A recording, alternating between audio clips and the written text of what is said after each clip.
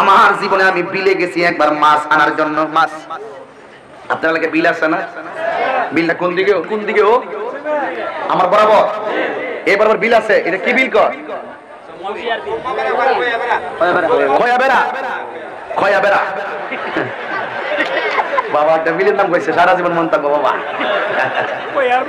খয়া বেড়া বুঝলে, খয়া বেড়া আমার জীবনে আজকে এটা সারা বিশ্ব দেব ইন্টারনেটে। খয়া বেড়া এটা পরিচিত হয়ে যাবে ইনশাআল্লাহ। মাত্র পরে একটা বিল আছে খয়া বেড়া।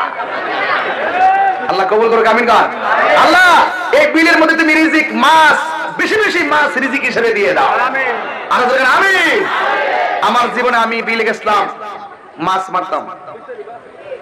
আমার ভাই গেছিল আমার সাথে, ক্ষেতের আইল দিয়া দিয়া হাত দিতাম, আর ছোট ছোট গর্ত ছিল, ওই গর্তের ভিতরে গোলায়া মাছ, ট্যাংরা মাছ গর্ত থেকে ধরতাম। ডেকটা একদম কানায় কানা ভরে গেছে।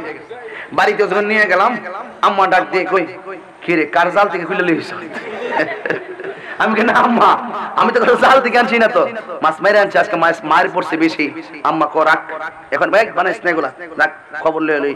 পরে বড় ভাই এসে জিজ্ঞাসা কি রে মাছ কই থেকে আনছস? না মাছকে সবার ডেকে ভর্তি, আজকে বিলে অনেক মাছ ধরা পড়ছে, এই জন্য ডেক ভর্তি হয়ে গেছে।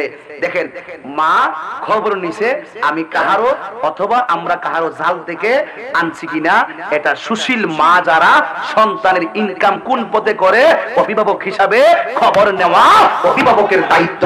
ঠিক না? আর আজকে মার অগুসরে সুদের টাকা ইনকাম কইরা মার আইনা আঙ্গুর ফল খাওয়াও, তোমার কপালে জুতার বাড়ি ছাড়া কি আছে? কথা বলেন ঠিক কি না বলেন?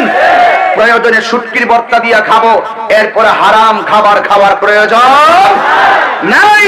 কারণ হারাম যারা খায় তার বডির ভিতরে যদি এক ফোঁটা রক্ত তৈরি হয়, তাহলে দেখবেন তার দোয়া আল্লাহর দরবারে কবুল হবে। আজকে আমার দেশে এত সমস্যা কেন?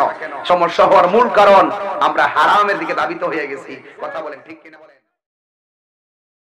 নিয়মিত ওয়াজ মাহফিল পেতে চ্যানেলটি সাবস্ক্রাইব করে বেল আইকনে প্রেস করুন।